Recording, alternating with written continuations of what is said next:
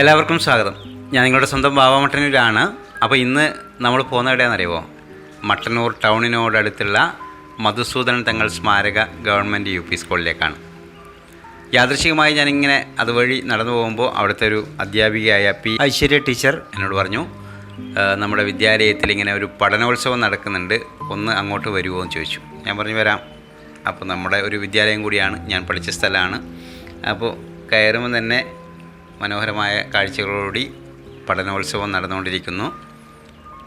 ഇത് കുട്ടികളുണ്ടാക്കിയ വിവിധ സൃഷ്ടികൾ പ്രദർശിപ്പിച്ചിരിക്കുകയാണ്. അത് കാണാൻ മറ്റ് ക്ലാസ്സുകളിലുള്ള കുട്ടികളൊക്കെ വന്നുകൊണ്ടിരിക്കുന്നു.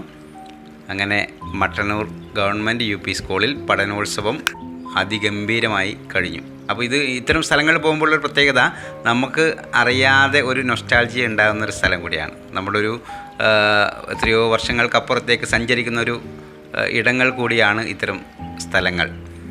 കണ്ടില്ലേ, വേദിക്ക് മുന്നിൽ കുട്ടികൾ നിലത്ത് ഇരുന്നിരിക്കുന്നു, അവർ മറ്റൊരാളുടെ ദേഹത്ത് കടന്നിരിക്കുന്നു. അങ്ങനെ എല്ലാം കൊണ്ടും ആസ്വാദികരമായ ഒരു അന്തരീക്ഷം. ഒരു കുട്ടി മറ്റൊരു കുട്ടിയുടെ മുടി കെട്ടുന്നതൊക്കെ കണ്ടില്ലേ. അപ്പോൾ ഇതൊക്കെ നമ്മുടെ ഇത്തരം വിദ്യാലയങ്ങൾ മാത്രമാണ് നമുക്ക് കാണാൻ വേണ്ടി പറ്റുക. അവരിരുന്ന് അവരുടെ സൗഹൃദങ്ങൾക്കൊപ്പം ആഘോഷിക്കുന്ന മനോഹരമായ ദൃശ്യങ്ങളാണ് നിങ്ങളുമായി പകർത്തുന്നത്. ഏറ്റവും കൂടുതൽ എനിക്ക് തോന്നുന്നു മട്ടന്നൂർ മേഖലയിൽ, മട്ടന്നൂർ സബ് ജില്ലയിൽ തന്നെ ഏറ്റവും കൂടുതൽ കുട്ടികൾ പഠിക്കുന്ന UP സ്കൂളുകളിൽ ഒന്നാണ്. അപ്പോൾ ഇവിടെ ഇപ്പോൾ ശാസ്ത്രമേളയുടെ പ്രദർശനം നടന്നുകൊടുക്കുകയാണ്. എങ്ങനെയാണ് രാത്രി ഉണ്ടാകുന്നത്, എങ്ങനെയാണ് പകലുണ്ടാകുന്നതെന്നൊക്കെ നമ്മുടെ കൊച്ചുമിടുക്കൻ മറ്റു കുട്ടികൾക്ക് പറഞ്ഞു കൊടുക്കുകയാണ്. ഇവിടെ ഇങ്ങനെ വ്യത്യസ്തമായ രീതിയിൽ പകലും രാത്രിയും എങ്ങനെ ഉണ്ടാകുന്നു എന്നൊക്കെയുള്ള ഇതിവിടെ വേറൊരു സംഭവം ഉണ്ട് കേട്ടോ, പാതാളക്കിണർ. കണ്ട പാതാളക്കിണർ കണ്ട നിങ്ങൾ? എന്ത് രസമല്ലേ? സംഭവം സിമ്പിളാണ്. അപ്പോൾ ഇതൊക്കെ നമ്മുടെ UP സ്കൂൾ കുട്ടികളാണ്, 7ാം ക്ലാസ് വരെ പഠിക്കുന്ന കുട്ടികളുടെ ഒരു സംഭവങ്ങളാണ് നമ്മൾ കണ്ടുകൊണ്ടിരിക്കുന്നത്. ഇങ്ങനെ കുട്ടികൾക്ക് പറഞ്ഞു കൊടുത്തും എന്താണ് ഇത് സംഭവം എന്നൊക്കെ പറഞ്ഞു കൊടുക്കുന്ന ഒരു മനോഹരമായ കാഴ്ചയാണ്. വെള്ളം ശുദ്ധീകരിക്കുന്ന സംവിധാനം ഇയാൾ ഒരുക്കിയിട്ടുണ്ട്. പേപ്പർ കട്ടിംഗ് ആണ് നിങ്ങളിപ്പോൾ കാണുന്നത്. അങ്ങനെ എല്ലാം കൊണ്ടും കൗതുകകരമായ കാഴ്ച. ഞാൻ പെട്ടെന്ന് ഇറങ്ങണമെന്ന് വെച്ച് പോയതാണ്, പക്ഷേ കണ്ടപ്പോൾ ഞാനും ഒരുപാട് സമയം അവിടെ ഇങ്ങനെ നിന്നു. ഇപ്പോൾ 7ാം ക്ലാസ് പഠിക്കുന്ന ആൾ കുട്ടികൾക്ക് പറഞ്ഞു കൊടുക്കുന്നുണ്ടല്ലേ, വലിയ ആൾ പറയുന്ന പോലെ മനോഹരമായി അവർക്ക് ഇതിൻ്റെ സംഭവമൊക്കെ പറഞ്ഞു കൊടുക്കുകയാണ് നമ്മൾ കാണുന്നത്.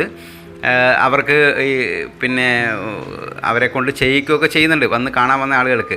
ഇപ്പോൾ നമ്മുടെ ശരീരത്തിൻ്റെ ഭാഗങ്ങളെക്കുറിച്ചൊക്കെ ഇതാ കണ്ടില്ലേ, എത്ര സംഭവം അല്ലേ. നമ്മൾ പഠിക്കുന്ന സമയത്തും ഇങ്ങനെയൊക്കെ ഉണ്ടായിരുന്നിരിക്കാം, പക്ഷേ നമുക്ക് ശരിക്കും ഓർമ്മയില്ല. പക്ഷേ അതിനേക്കാളൊക്കെ കുറേ കൂടി കാലം മാറുന്നതനുസരിച്ച് കൂടുതൽ കാലോചിതമായ മാറ്റങ്ങളോടെ വിദ്യാലയങ്ങൾ ഇത്തരം പരിപാടികൾ നടത്തിക്കൊണ്ടിരിക്കുകയാണ്. തൊട്ടിപ്പുറത്തെ ക്ലാസ് റൂമിൽ വന്നപ്പോൾ വേറെയും ഒരു സംഭവം. അപ്പോൾ അവരിൽ കുറേ ആളുകൾ MED ഒക്കെ കാണാറുണ്ടെന്നൊക്കെ പറഞ്ഞു. അപ്പോൾ ഞാൻ പറഞ്ഞു, നിങ്ങളെല്ലാം നിരന്ന് വെക്ക്, നമുക്ക് നിങ്ങളെയൊക്കെ കാണിക്കാമെന്ന് പറഞ്ഞ് അവരെല്ലാവരും ഇങ്ങനെ ഒരേപോലെ ഇങ്ങനെ നിർത്തിച്ചു. അവരെ കൂടി നിങ്ങൾക്ക് ദൃശ്യങ്ങളിൽ കാണിച്ചു തരികയാണ് ചെയ്യുന്നത്. അതിന് തൊട്ട് ഇപ്പുറത്തെ റൂമിൽ നമ്മുടെ പണ്ട് നമ്മളെ വർക്ക് റൂം എന്ന് പറയുന്നൊരു റൂമുണ്ടായിരുന്നു തൊട്ടിപ്പുറത്ത്. അവിടെ നോക്കുമ്പോൾ ഇവർ പുതിയ പുതിയ കണ്ടുപിടുത്തങ്ങളൊക്കെ വളരെ ചിട്ടികൾ പറഞ്ഞു കൊടുക്കുന്നു. അത് കണ്ട് ആസ്വദിച്ച് കുട്ടികൾ കൈയടിക്കുന്നു. വെള്ളം എങ്ങനെ ശുദ്ധീകരിക്കുക എന്നുള്ളൊരു പദ്ധതി, അത് കൂടെയുള്ള അവിടെ നിന്ന് ചെയ്യുന്ന ആളുകൾക്ക് തന്നെ കൗതുകമാകുന്നു. ഇവിടെ ഇപ്പോൾ വേറൊരു സംഭവം, മഞ്ഞൾപ്പൊടി വെള്ളത്തിലേക്ക് ഇടുകയും അതിനുശേഷം അതിനകത്ത് സോപ്പ് പൗഡർ ഇടുന്നതോടുകൂടി അതിൻ്റെ നിറം മാറുന്നത് സംബന്ധിച്ചൊക്കെ മോളൂട്ടി മനോഹരമായി മറ്റു കുട്ടികൾക്ക് കാണിച്ചു കൊടുക്കുകയാണ് ചെയ്യുന്നത്. കണ്ട, മഞ്ഞ ചോപ്പായി, ഇനി ഈ മഞ്ഞ ചോപ്പായി, ഇനി ഈ ചോപ്പിനെ വീണ്ടും മഞ്ഞയിലേക്ക് തിരിച്ചു കൊണ്ടുവരണം. അതിനെന്ത് ചെയ്യും? അപ്പോൾ അവൾ പറയാണ്, ചെറുനാരങ്ങ പിഴിഞ്ഞ് നമ്മൾ തിരിച്ച് മഞ്ഞയിലേക്ക് ഇതിനെ കൊണ്ടുവരുമെന്ന് പറഞ്ഞു. ഇതാ മഞ്ഞയിലേക്ക് വന്നിട്ടുണ്ട്, കണ്ട.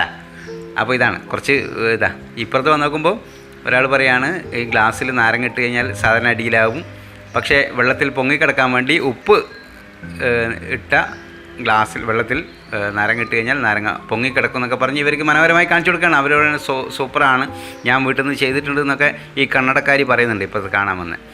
ഇത് കണ്ടില്ലേ, ഇങ്ങനെ വളരെ കൗതുകകരമായി നമ്മുടെ ശരീരത്തിൻ്റെ ഭാഗങ്ങളൊക്കെ കാണിക്കുന്നൊരു പരിപാടിയൊക്കെ ഉണ്ട്. കണ്ട, അന്നനാളം, കരൾ, ആമാശയം, ഇങ്ങനെ എത്ര കാലം മാറുന്നതനുസരിച്ച് കാലോചിതമായ മാറ്റങ്ങളോട് കൂടി നമ്മുടെ കുട്ടികൾ ഇങ്ങനെ വൈവിധ്യമായ ഒരുപാട് സംഭവങ്ങളിലൂടെ കടന്നു പോവുകയാണ്. യെസ്, അതാ കണ്ട, ഇതാണ് നല്ല രസകരമാണ്. എനിക്ക് തന്നെ ഒരു വല്ലാത്തൊരു കൗതുകവും അതൊക്കെ തോന്നി. അപ്പോൾ ഞാനതുകൊണ്ട് കൂടുതൽ സമയം ഇവിടെ ചിലവഴിച്ചിട്ടുണ്ട്.